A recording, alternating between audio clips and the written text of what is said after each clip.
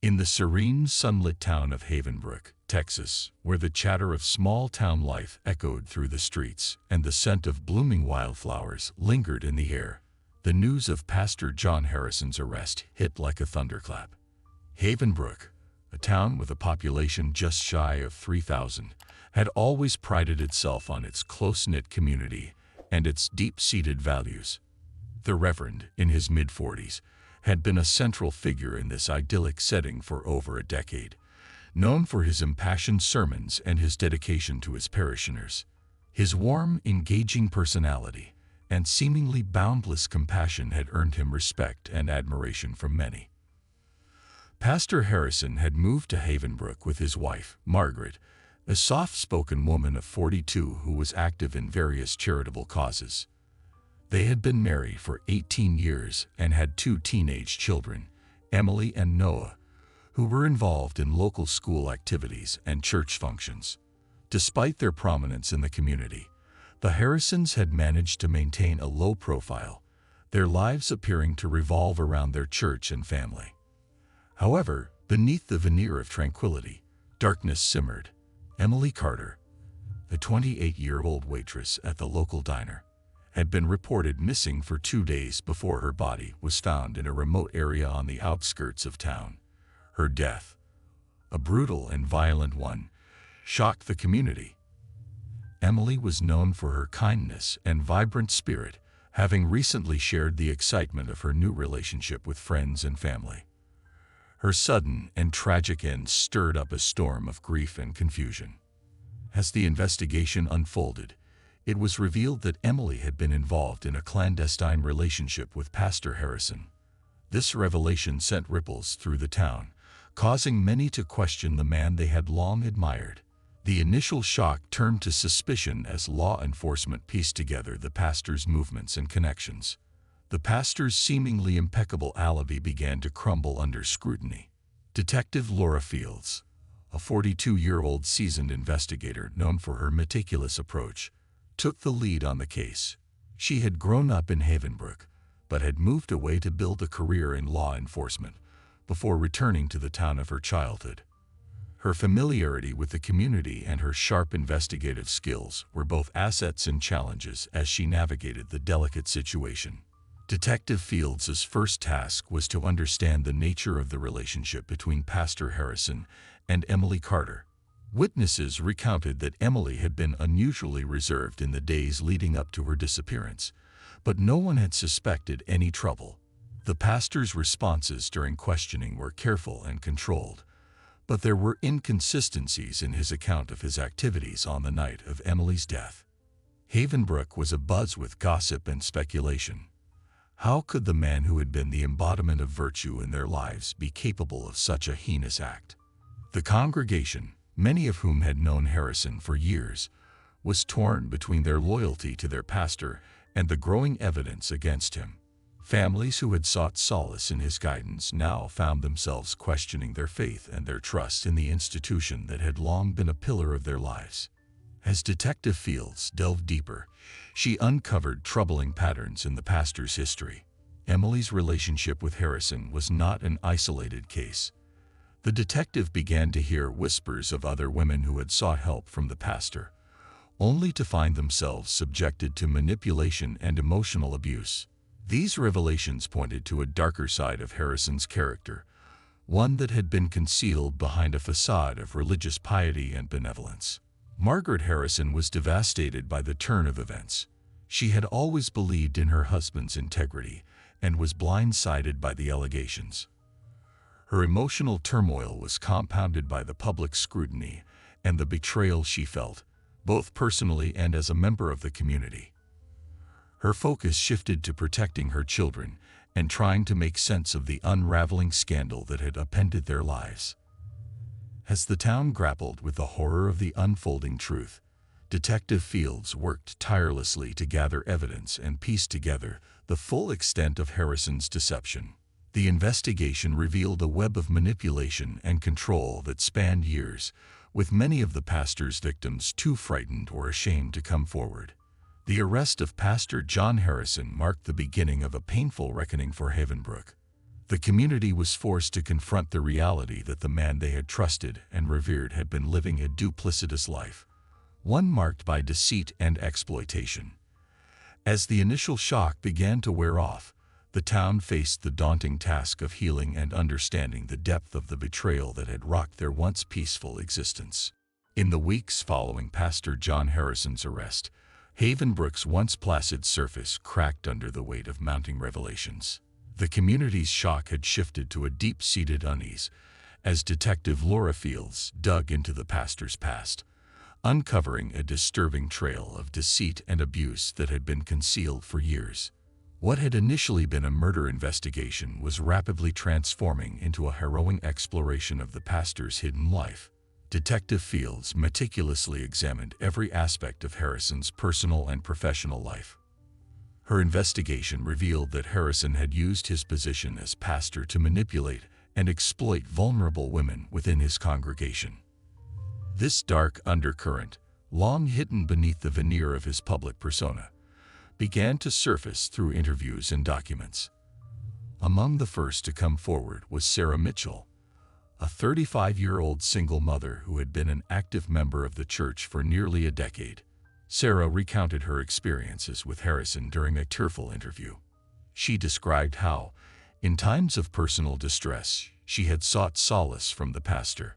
Harrison had offered her emotional support, but his kindness quickly became entangled with manipulative behavior. Sarah spoke of how Harrison had used her vulnerability to initiate an inappropriate and coercive relationship under the guise of pastoral care. She had felt trapped, unable to escape the pastor's control despite her growing sense of dread and discomfort. Another key witness was Rebecca Thompson, a 40-year-old woman who had been a member of the church's women's group. Rebecca had admired Harrison for his ability to counsel and inspire, but she had been subjected to a similar pattern of manipulation. Her story painted a picture of a man who had exploited his position of trust to gain access to his victims. Rebecca had endured emotional abuse and psychological manipulation, feeling compelled to remain silent out of fear of judgment and retaliation. As Detective Fields gathered these testimonies, she began to see a disturbing pattern. Harrison had cultivated relationships with multiple women, often those experiencing significant life challenges, marital issues, financial difficulties, or personal crisis. His approach was systematic. He would offer counsel and support, creating a bond of trust, only to exploit that bond for his own gain. The emotional abuse was subtle but pervasive, leaving his victims feeling isolated and powerless. The detective also uncovered documentation that illustrated a troubling history of Harrison's behavior. Church records, private notes, and correspondence revealed a pattern of inappropriate interactions that had been overlooked or dismissed by many within the congregation. The pastor had maintained meticulous records of his interactions with parishioners, which, when examined closely, indicated a disturbing level of control and manipulation.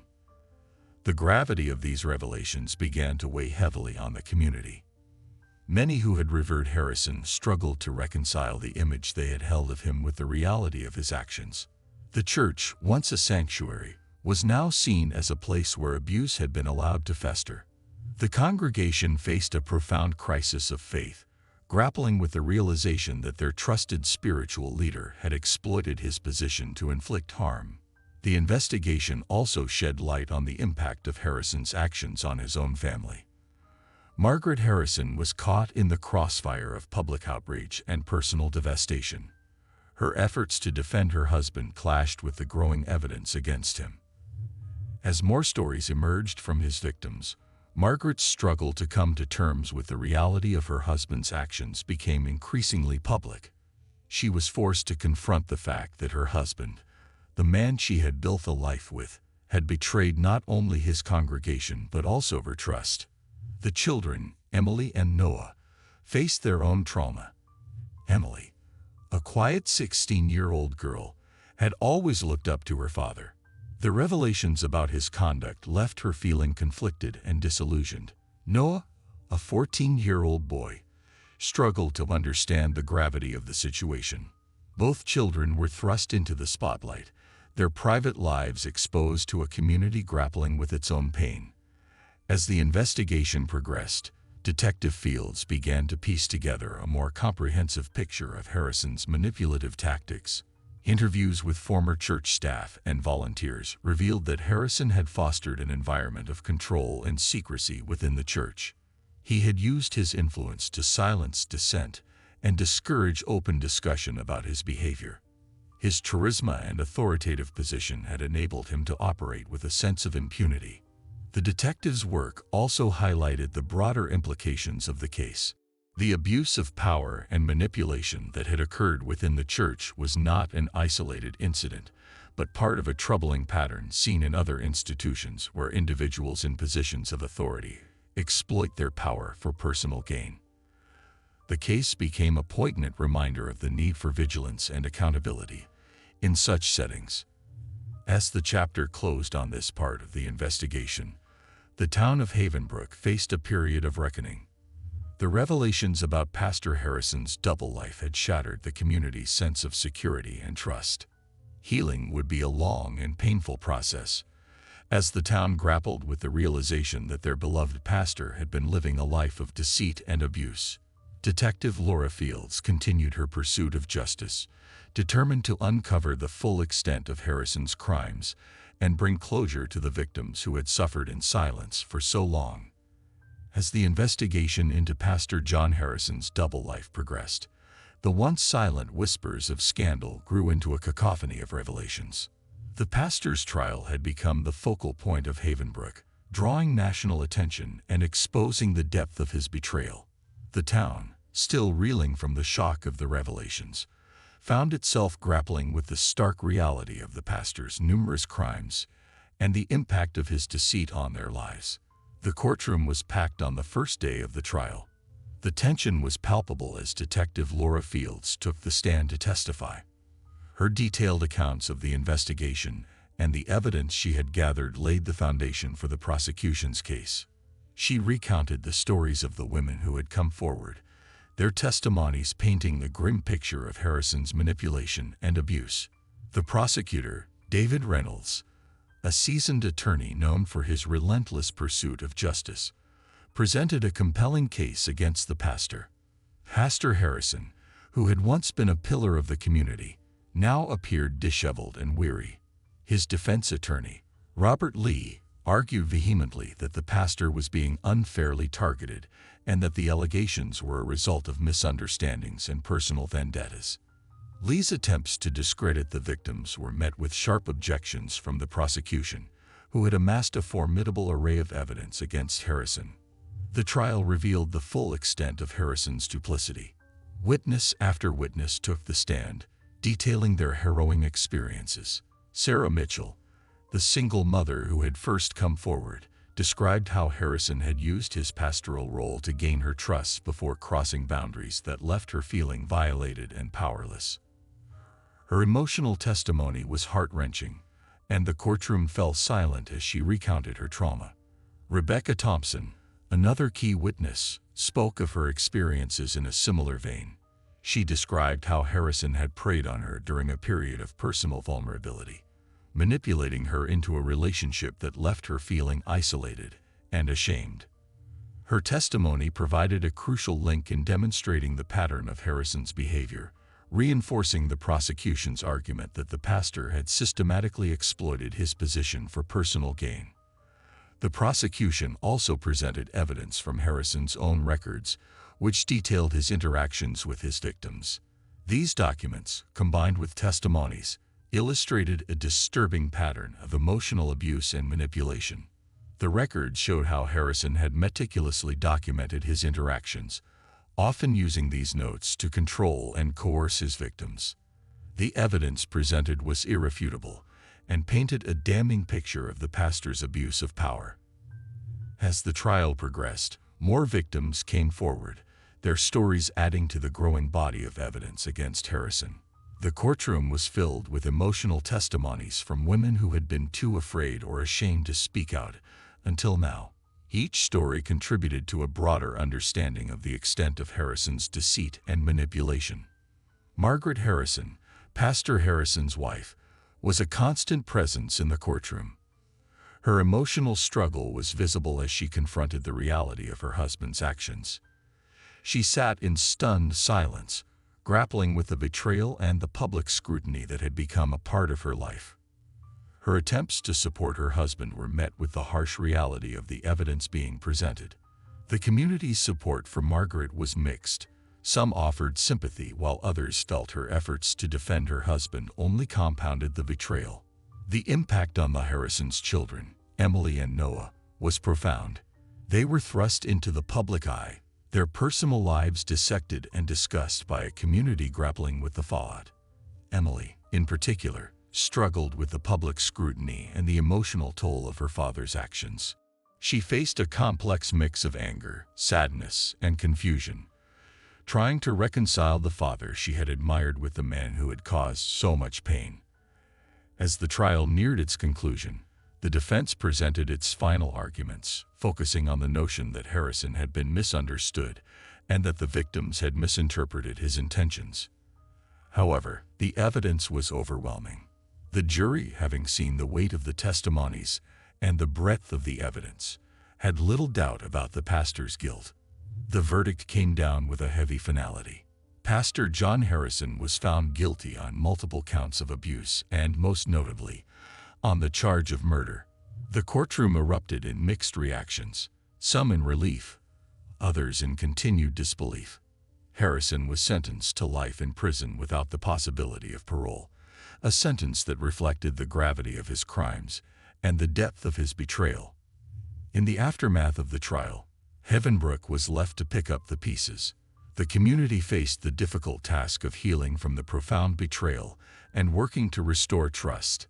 The church, once a place of solace and support, had become a symbol of exploitation and deceit.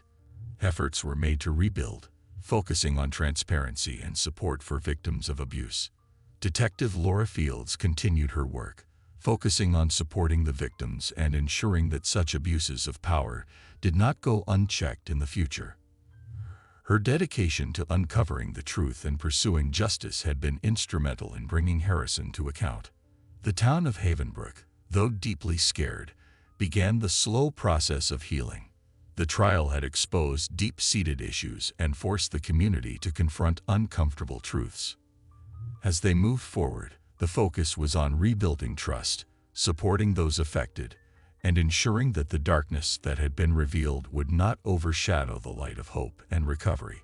With Pastor John Harrison's conviction, Havenbrook faced the challenging path of rebuilding and recovery. The once tight-knit community was now fractured, struggling to reconcile the man they had admired with the crimes he had committed. The trial's conclusion marked the beginning of a new chapter, one defined by both the painful aftermath and the cautious steps toward healing. The trial's end did not bring immediate closure. The emotional scars left by Harrison's actions were deep, and the town's process of grappling with the truth was just beginning. The Harrisons' home, once a symbol of stability, now stood as a reminder of the betrayal. The house was sold as part of the efforts to distance the family from the painful memories and to facilitate their move to a new location. Margaret Harrison, who had been both a victim and a witness to the horrors, tried to piece together a semblance of normalcy for her children. The emotional toll on Emily and Noah was immense. Their father's actions had upended their lives and cast a long shadow over their future. Emily, now 17, faced a tumultuous period of self-discovery and recovery. The community's response to her father's crimes ranged from sympathy to judgment, complicating her own feelings of betrayal and loss. She sought counseling to deal with her grief and confusion, and slowly, through therapy and support from friends, she began to rebuild her sense of identity and purpose. The support groups she attended offered solace and understanding, helping her navigate the complex emotions of growing up with her father's legacy. Noah, 14, struggled with his own challenges. His anger and confusion were directed in various ways, sometimes through outbursts at home, other times through withdrawal. His mother's efforts to keep the family united provided some stability, but the road to emotional healing was long. School counselors and social workers worked with him to address his feelings of abandonment and betrayal, helping him to find constructive outlets for his pain. Margaret Harrison faced a public that was often unforgiving.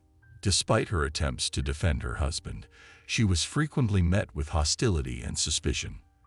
Her life became a balancing act between protecting her children and trying to process her own feelings of betrayal. She participated in support groups for spouses of those accused of crimes, finding some comfort in connecting with others who had experienced similar situations. Her focus was on creating a supportive environment for her children and finding a way to rebuild their lives. The church community, once united under Harrison's leadership, was now fragmented. The fallout from the scandal led to a reevaluation of church practices and the implementation of new policies aimed at preventing abuse. The congregation, deeply divided, faced the challenge of rebuilding trust. The church board, with the help of external consultants, worked to overhaul the church's internal systems, focusing on transparency and accountability. Regular audits and mandatory training sessions for staff were introduced to ensure that no one could exploit their position in the future. The community organized events and forums to address the issues exposed by the trial. Public discussions on abuse and manipulation became more common, helping to foster an environment where victims felt safe to come forward. These efforts were intended to educate and prevent future abuses, promoting a culture of openness and support. Detective Laura Fields continued her work, now focusing on advocacy and reform. Her dedication to the case had exposed systemic issues within the church and other institutions, prompting her to work on broader initiatives to protect vulnerable individuals. She collaborated with local and national organizations to develop training programs and resources aimed at preventing abuse and supporting victims. Her efforts were driven by a commitment to ensuring that the failures exposed in Havenbrook would not be repeated elsewhere. The trial's impact extended beyond Havenbrook. National media coverage brought attention to the broader issue of abuse within religious and institutional settings.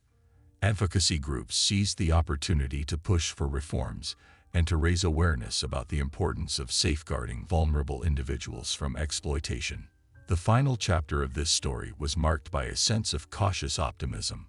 The road to recovery for Havenbrook and the Harrisons was long and fraught with challenges, but there were signs of progress.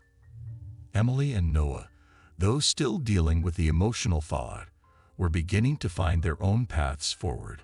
Margaret's efforts to create a new life for her family were slowly bearing fruit as she focused on their well-being and supported them through their individual journeys of healing.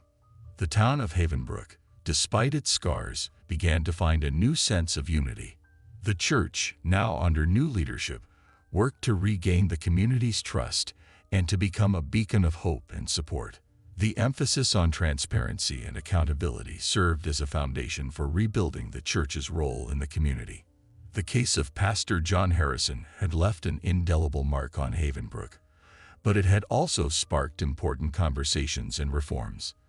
The journey from betrayal to recovery was complex and ongoing, but the town's efforts to address the issues exposed by the scandal were a testament to its resilience and commitment to creating a safer and more supportive environment for all its members.